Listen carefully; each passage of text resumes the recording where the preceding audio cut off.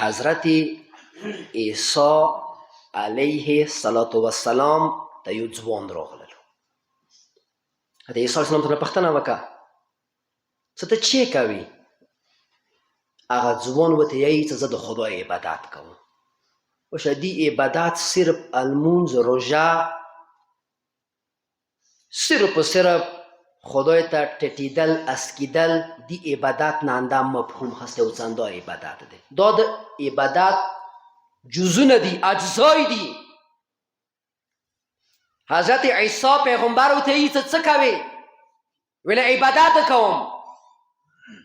یی به دا خورې ده چې دا خوراک چکاک ذریعه ده څه ده؟ ته عبادت کوې دا خوراک چکاک ذریعه ده څه دي؟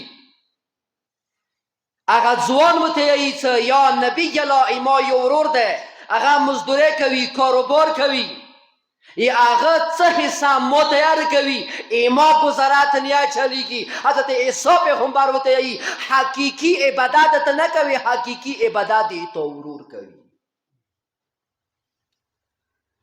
هغه خپل کاروبار کوي،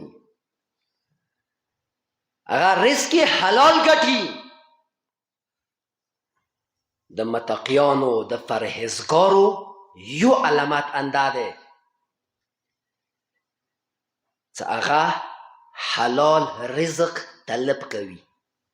خطبة المتقین کې نهج البلاغه کې 110 صفتونه د متقیانو مولو خیلی دي چې متقیان چوک دي، پرهیزګار چوک دي.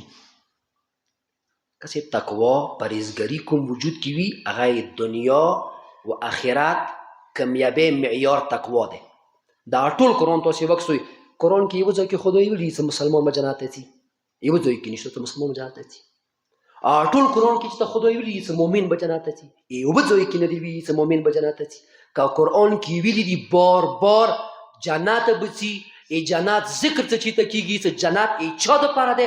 بار بار قرآن ویلي چې جنت متقیانو دپاره دی. ازلفت الجنه للمتقین، متقیانو پرهیزګارو دپاره دی. دنیا کې ښه کارونه کوه، څوره ښه کارونه کوي خدای قبلوي. معیار یې څه دی؟ معیار یې تقوا دی. قرآن دی چې انما یتقبل الله من المتقین. خدای صرف و صرف عربی کې انما حسد دپاره دی، صرف و صرف یتقبل الله من المتقین. خدای این متقیانو عملونه قبلوي.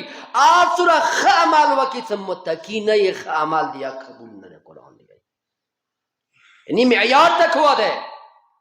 دنیا کې هم د شخصیت ترازو او میزان څه کوم دی؟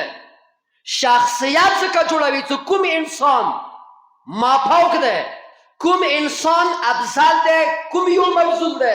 د هغه د شخصیت معیار تقوی الهی دی. چې څوک متقی دی هغه افضل دی، چې څوک متقی نه دی هغه مفضول دی.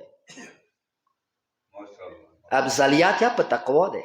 ان اکرمکم عند الله اتقاکم. دا آیات متوسیا ټول زده ترجمه ده دی کې شک نشته. ان عربی کې به معنی حققتو، حقیقت انداده، ذره برابر شک دیگه نشته.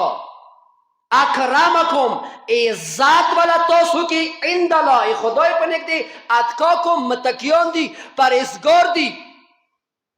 بس کله خدای سره چوک عزتمند ده نه مخلوق باندې یا واجب ده مشرک صد اخچا عزت خیال وسدی.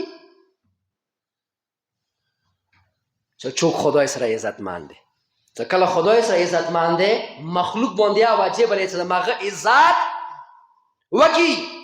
ځکه کله خدای یې صدا ما سره عزتمنده معیار داخله ده. یعنی قرآن مت د قانونو دغه دستور دغه آیین قرآن متره کړی دی چې خدای څخه کله مشرقي متقی افضل دی.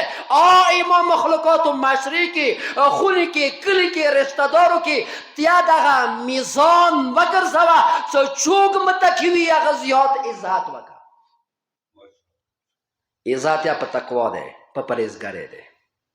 یو صلوات وایي محمد علیه محمد.